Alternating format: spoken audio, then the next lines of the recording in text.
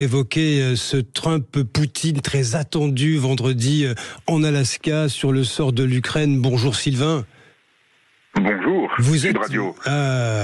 Bienvenue Sylvain ce matin. Vous êtes à Megève, hein? Oui, tout à fait, à Megève, dans la Haute-Savoie. Bon, que pensez-vous de cette rencontre qui est déjà qualifiée avant l'heure d'historique, quel qu'en sera l'issue d'ailleurs, hein? Quelqu'un sera l'issue en effet. L'objectif premier étant d'arrêter les combats, d'arrêter les morts. Ça, on verra. On verra sur ce point-là. Le second point est que l'Europe est complètement out dans cette négociation. L'Europe qui finance l'Ukraine depuis des mois et des mois, est bonne qu'à financer, quoi, parce qu'elle n'a pas la possibilité de donner son avis, de faire part aux négociations, faire partie des négociations. Personne ne veut que Macron soit en Alaska. Van der Leyen, on l'entend même plus. Donc c'est compliqué là. Nous sommes devenus hors sujet dans cette histoire, Sylvain. Il faut le reconnaître. Vous avez raison de le souligner ce matin. On est hors sujet.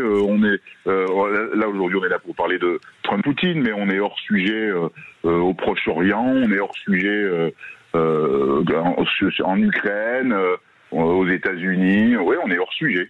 La voix de la France et de l'Europe ne porte plus. Comment l'expliquer ce matin, selon vous ? Je pense qu'on est rentré dans une ère, on parle beaucoup en ce moment d'impérialisme, etc. Mais aujourd'hui, effectivement, c'est un peu malheureux, mais le temps des intellectuels et des gens qui réfléchissaient est un peu passé en ce moment pour que sa voix porte. Il faut être riche, milliardaire et un petit peu voyou, quoi. Il faut être un homme fort. Donc en ce moment, effectivement, c'est Trump qui respecte pas le droit international, qui respecte pas la CPI, par exemple, et Poutine, et qui respecte rien non plus, qui ont le pouvoir. Donc l'Europe, trop conventionnelle, trop respectueuse des lois, des traités, n'arrive plus à s'exprimer. Compliqué de parler d'une voix en polyphonie, c'est ça la difficulté aussi, Sylvain. Dans ce type de situation, il faudrait qu'une seule voix s'exprime forte pour les autres. Mais c'est pas le cas.